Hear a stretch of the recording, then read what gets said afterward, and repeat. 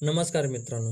आजचा दिवस खूप खास होता, कारण की लहान भाऊ पुण्याहून येणार होता. त्याला घेण्यासाठी मी सकाळीच बाईक घेऊन निघालो. घरी परतल्यानंतर शेतात कामासाठी निघालो. आज आपण तयार केलेले गोमूत्र आणि अंडे याचे द्रावण संजीवक पूर्णपणे व्यवस्थित तयार झाले. त्यासाठी सर्वात आधी त्या द्रावणाला एकत्र करून घेतले. अर्धा लिटर द्रावण फवारणी पंपात जाईल एवढं टाकून घेतले आणि पंप पाण्याने भरून पूर्ण वेलवर्गीय पिकांवर, फळ आणि फुलांवर छान प्रकारे फवारणी करून घेतली. यानंतर आपल्या गाईला बांधण्याची जागा व्यवस्थितपणे स्वच्छ करून घेतली. शेडमध्ये असलेले सगळी लाकडं एका ठिकाणी गोळा केली आणि त्या जागा स्वच्छ करून घेतली. गोळा केलेला काडी कचरा व्यवस्थितपणे पाटीत भरून बाहेर नेऊन टाकला. काम झाल्यानंतर आपल्या गाईसाठी हिरवा चारा कापून आणला. चारा दिसायला खूपच कमी दिसत होता, पण खूप जड लागत होता. चारा शेडमध्ये नेऊन टाकला. मी तयार केलेले हातकुट्टी मशीनच्या साहाय्याने आपण चारा व्यवस्थित कुट्टी करून घेतला. चारा कुट्टी झाल्यानंतर गायला चारा दिला. त्यासोबतच आज माझा दिवसही संपन्न झाला. कसा वाटला आजचा व्हिडिओ? आवडला असेल तर लाईक व शेअर करायला विसरू नका. माझे व्हिडिओ आवडत असतील तर चॅनलला सबस्क्राईब करायला विसरू नका. चला भेटूया पुढच्या ब्लॉगमध्ये. तोपर्यंत